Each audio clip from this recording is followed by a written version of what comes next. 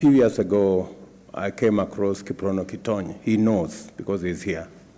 I encouraged him to be part of the chamber because I saw the way the chamber was going. It had become a hostage of people who did not have the capacity to run a proper chamber of commerce. I am happy that today we have a chamber of commerce that we can say is fit for purpose and working with the government, with all the sectors, to project the right image of our country. I want to say congratulations to the chamber. You are doing a good job. Secondly, I agree with you 100% that the chamber can work with the government to organize the bottom. And what I have seen this morning is actually a testimony and a confirmation that indeed, with the chamber, we can leverage on your network to be able to organize the bottom of the pyramid, to get the many innovators, the many creators, the many entrepreneurs, the majority of the 4 million micro enterprises to get to a level where they can help us create jobs and they can help us create wealth. I have listened very carefully to Magdalene, to Trevor, who spoke earlier, to Eugene, who spoke earlier, and they present and they represent our future.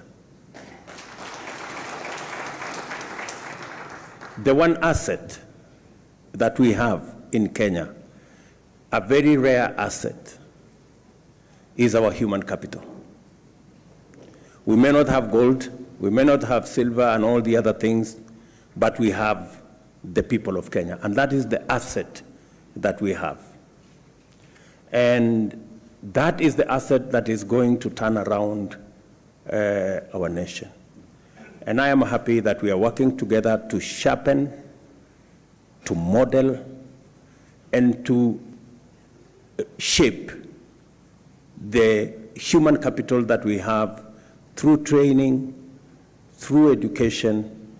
And I am very confident that going into the future, from all our learning institutions, training institutions, we should be able to build the human capital that is going to make the difference in our country. That is already it is making. That's one asset. The other asset,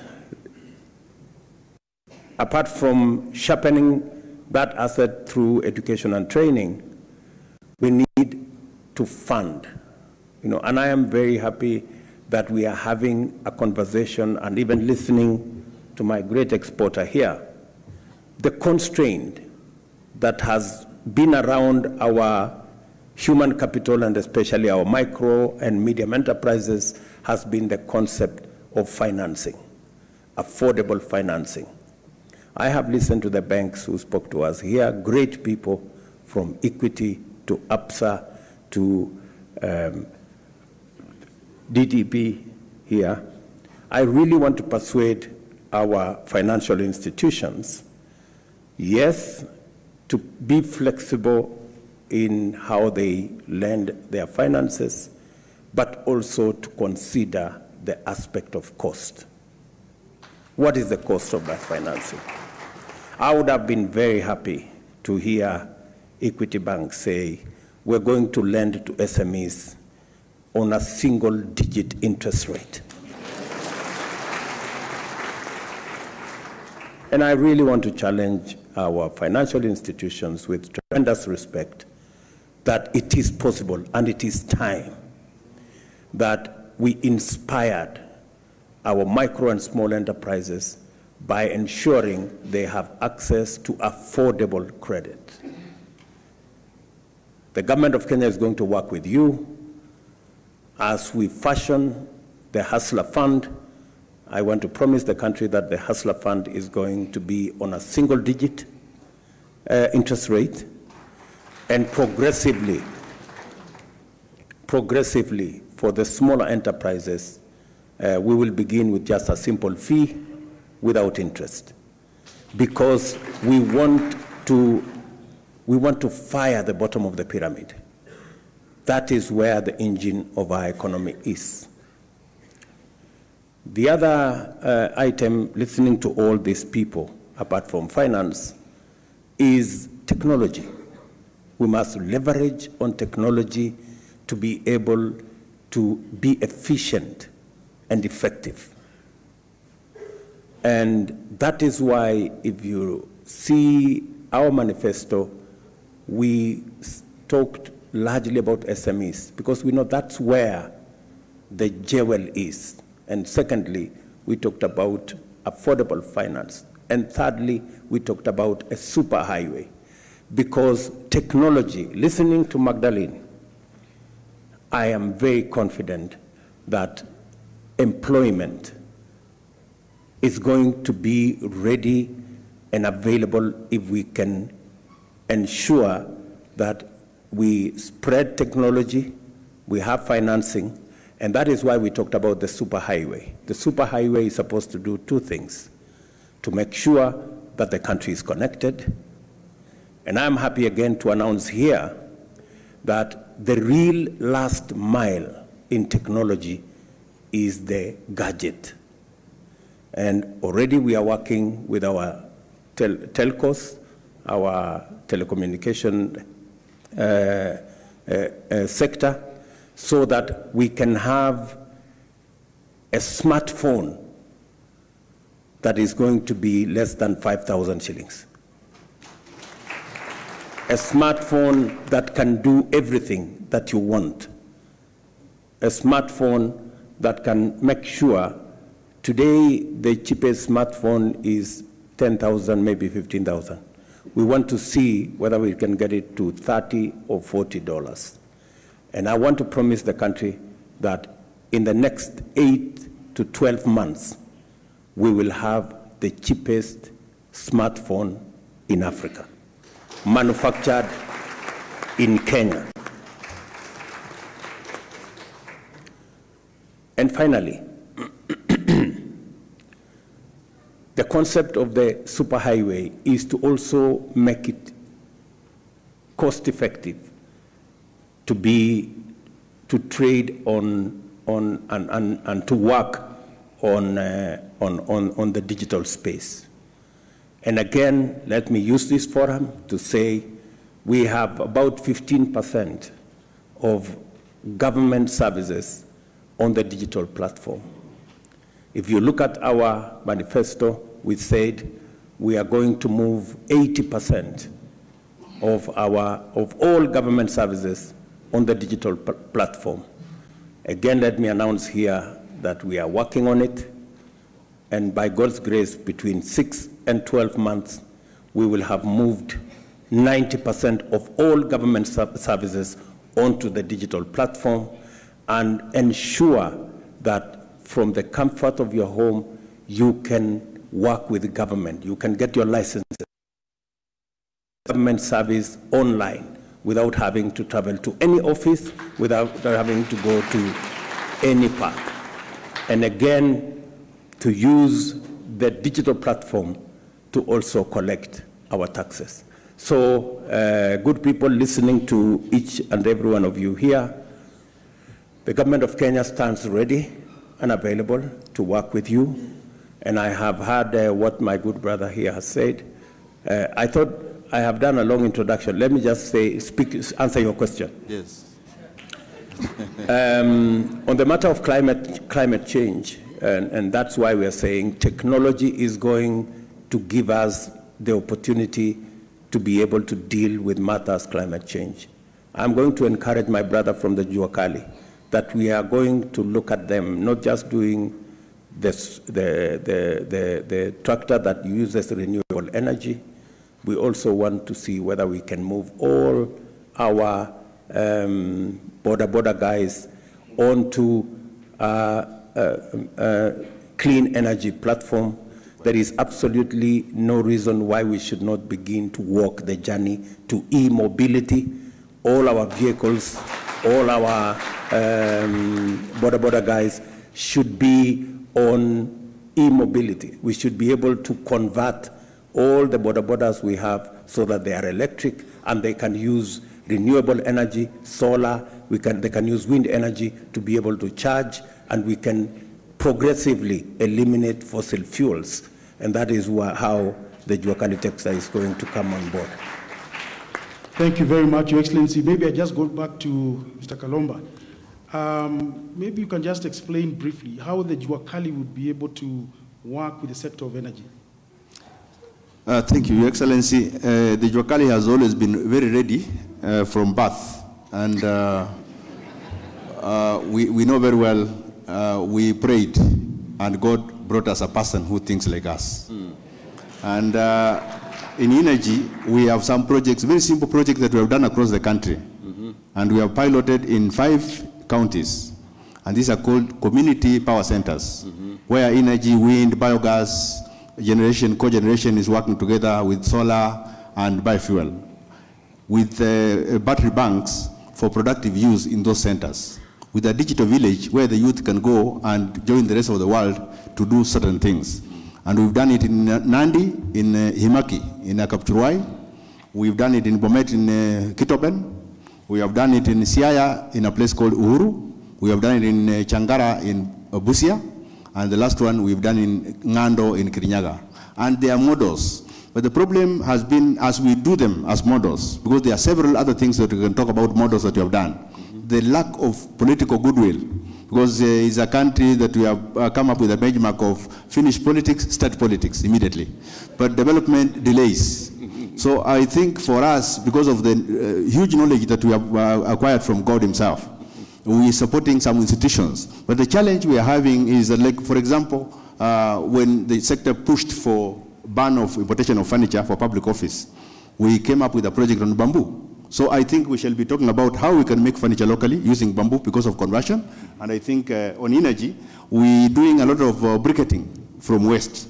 We're doing a lot of biogas generation. Like, for example, if you go to Naivasha, you'll find, Your Excellency, there is a team that was having 100 tons of waste of baby corn and cabbage as waste. Today, they are producing biogas, and you can package the biogas to use on automotive.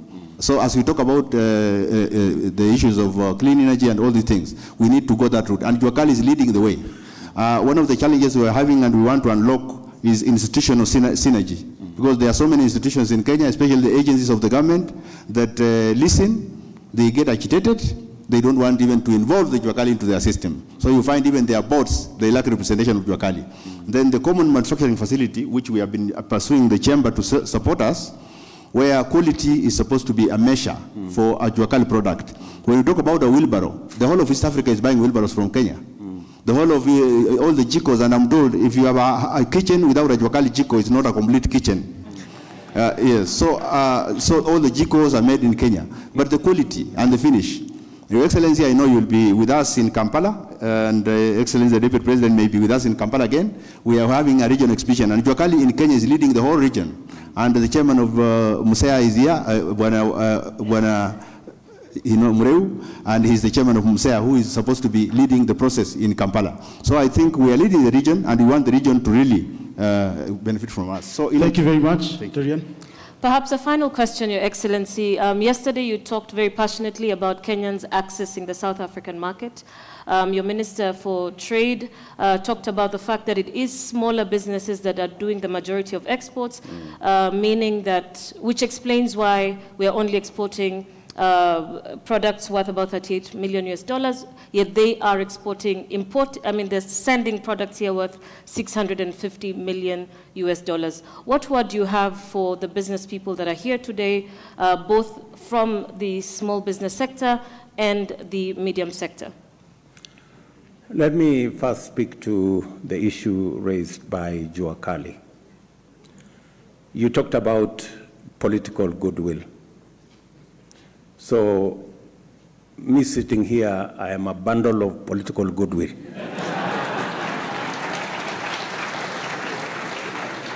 So at least one issue is out of the way.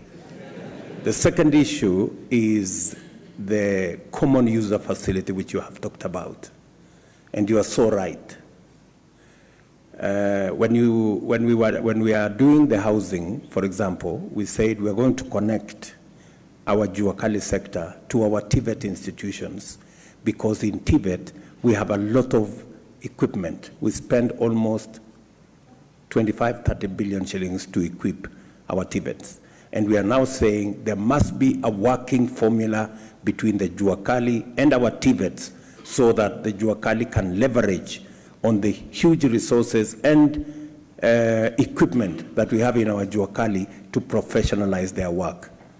But if you look at our manifesto, we have said that we are going to work with the Juakali, link them up to our TVET institutions, and create a common user facility where we have the most modern of equipments to be shared by different people in the Juakali sector so that we can elevate the quality and the specifications of the products that they produce.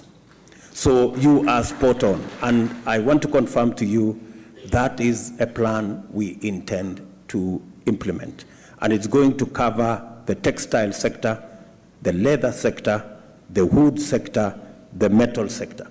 All those sectors will be covered in our common user facility that we are going to equip, either in every county to begin with, then we will move to the sub-county, and then we will move to the Juakali sheds, which can be shared by different Juakali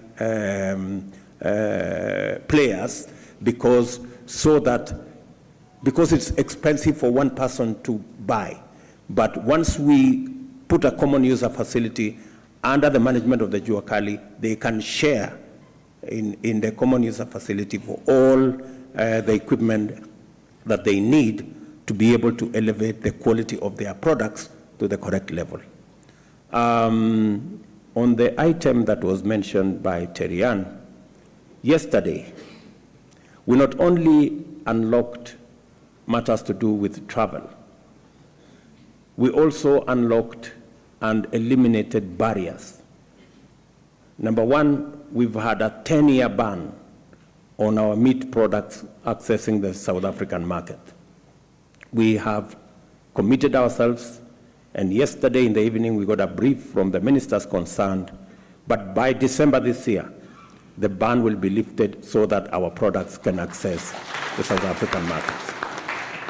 We cannot sell our tea to South Africa. We have a challenge selling our pineapples. We have a challenge selling our avocados, as was mentioned by this young man. The issue was that we are operating on different phytosanitary requirements. We have said we are going to harmonize our phytosanitary regulations so that by January we can be able to access the South African market as they access our market. That way we can begin to bring down the difference in the trade levels between our two countries. As was said, they are selling to our country $650 million US. We are selling only $40 million to the South African market. And yet, the primary or the premium products that we'll be selling to South Africa have barriers. One of them is tea, and I persuaded the President of South Africa that by January, February next year, we should be able to export our tea to South Africa. And I do that for all the other countries, including our neighbors, and I want to persuade all of us here, whether you are in fintech, whether you are in agro-processing, whether you are in the Juakali sector, we must focus our market beyond Kenya. And that is why we should leverage on the East African community, and more importantly, we should leverage on the infrastructure given to us by the Africa Continental Free Trade Area. Africa, ladies and gentlemen, is our market for our tea, for our coffee, for our milk, for our fintech, for all the products that produce.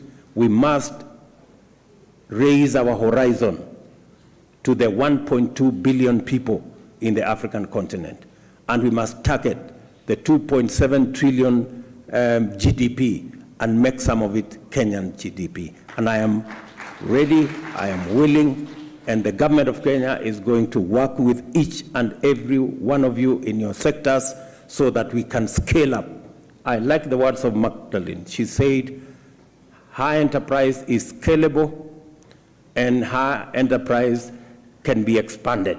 You know, I really like that. And that should be the mindset that we have as Kenyans. Thank you, sir. Thank you very, very much, Your Excellency. I would want to go straight to Esther. And you've listened to His Excellency, and he's demonstrated on how his government will facilitate the private sector. In your view, Esther, what would you want the government or the private sector to do, particularly in value chain and the agro-processing, in terms of sustainability? First, Your Excellency, as you know, the manufacturing is quite capital intensive to set a manufacturing plant here. And it's also a challenge for the hustlers to be able to access financing. I'm calling myself an hustler manufacturer because I got into manufacturing food production with no food technology, knowledge at all. I am a product of the Kenya Industrial Research Institute. First, some of the challenges that we have is malt licensing. We have to pay so many licenses to be able to set up, plus the fees. At least you need 400,000 to be able to set up a factory in Kenya. I don't know how many startups will be able to afford that. Some of these licenses can be grouped together and it can be made cheaper. Annually, for renewals, we need at least 200,000. That is quite expensive for a startup. Another thing, it's on the taxes. It's like getting a baby and expecting this baby to feed herself in less than a year.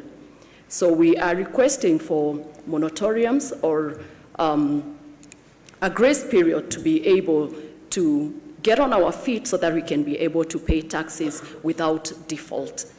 And another thing, we are also having very good fabricators locally.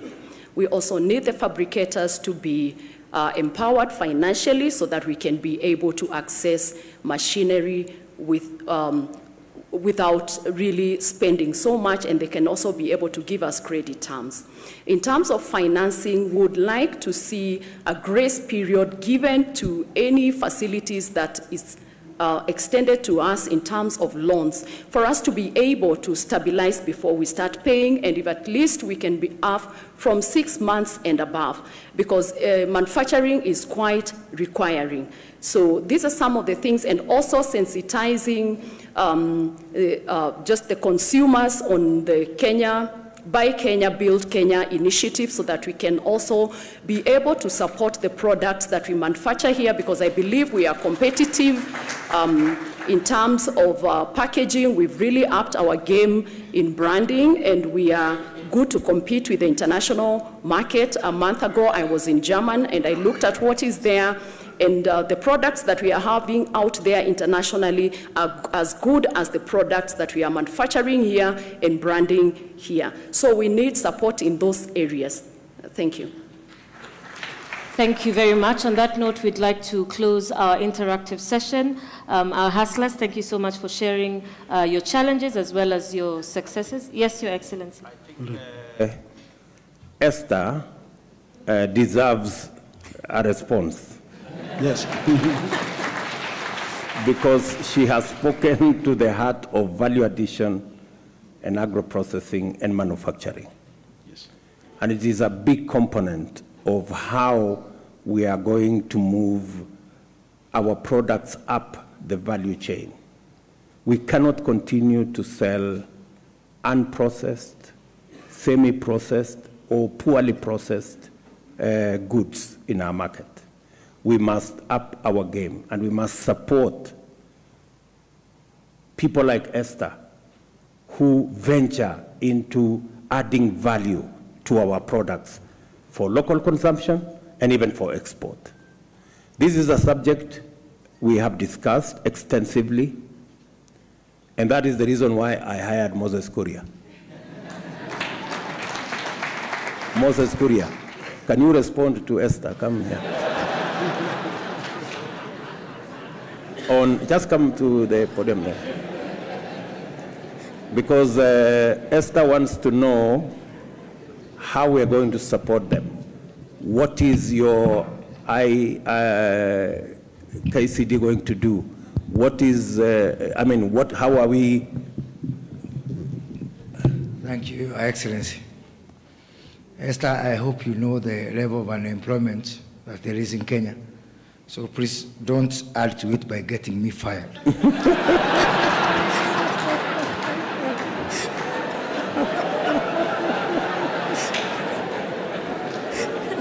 But because I don't want to get fired, Esther, I want to tell you that first, using our Kenya Industrial Research Development Institute, we are now running up to 50 to 100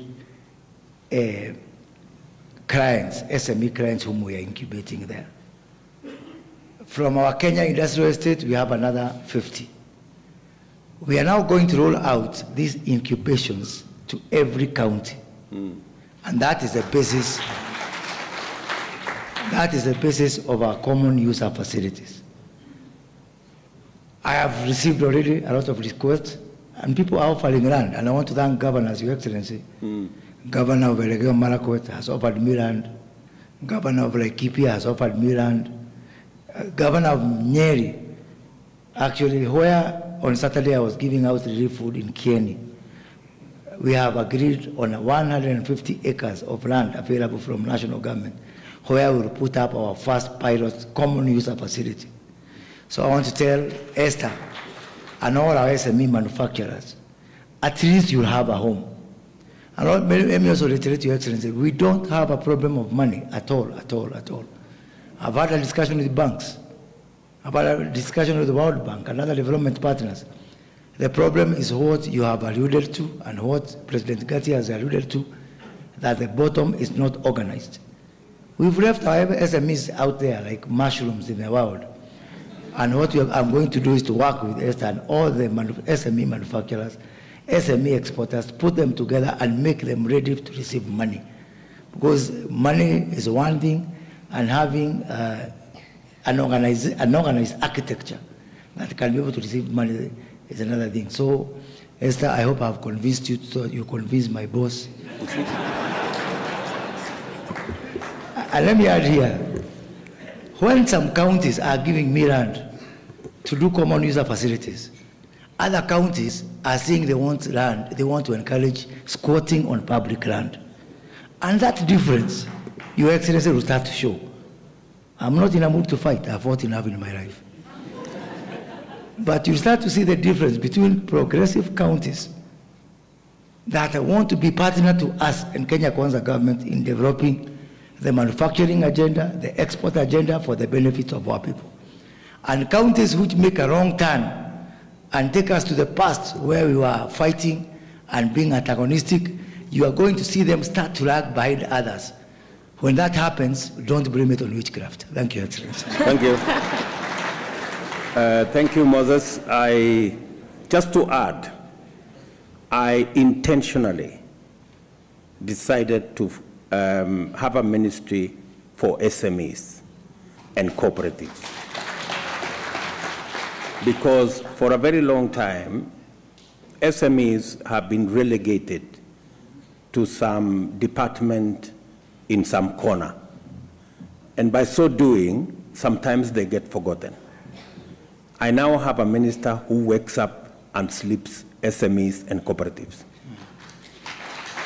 To do two things, to make sure that SMEs are organized, to make sure that SMEs are made business ready, and to make sure that SMEs are made funding ready, so that we can catapult SMEs to the next level, where we create big corporations out of small SMEs.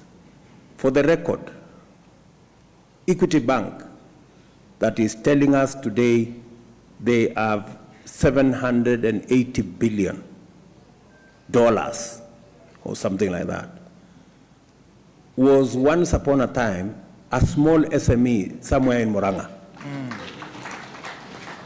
So the small SMEs that you see here today, the outfit run by Esther and all the other small and micro enterprises here, have the capacity to be huge corporations if they get a hand up or a leg up, and if they get the necessary support. And I want to promise you that that is why I am sitting here, to give you assurance that we are going to work with you so that we can grow our SME sector to help us create wealth in our country. Thank you very much, Your Excellency. Waziri Kuria, it seems your job is secure. Yes, Your Excellency, as we close, there is a question that has posed from the floor, and this is because of the issue of climate change. In the world today, you'll find industrialists actually have exhausted their carbon credit. Now, in Kenya today, because of the drought, we are trying to raise funds so that we can support certain areas. What is it that we can be able to do to utilize the open space that we have in this country so that we can be able to leverage on carbon credit? Precisely, that's why I attended a session in COP27, where we were discussing about how to grow, how to expand, and how to make carbon credit markets much more accessible, simpler, and carbon credit funding, not to fund intermediaries, but to find the actual people who do the real work on the ground. You may want to know that at the moment, 80% of all carbon credit financing end up with intermediaries, auditors, assessors, and the rest of them. The people who bear the brunt and who do the hard work of making sure that our environment is safe get the short end of the stick all the time.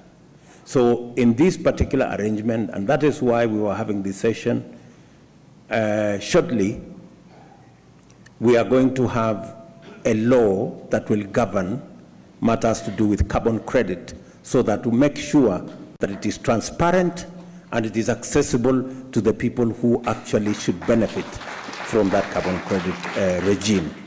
So the Ministry of Agriculture and all the other ministries that are related, including forestry, we're going to put it together so that we can deal with the challenge of climate change and unlock financing that can help us mitigate and provide for adaptation mechanisms for the climate change effects that we are suffering as a nation.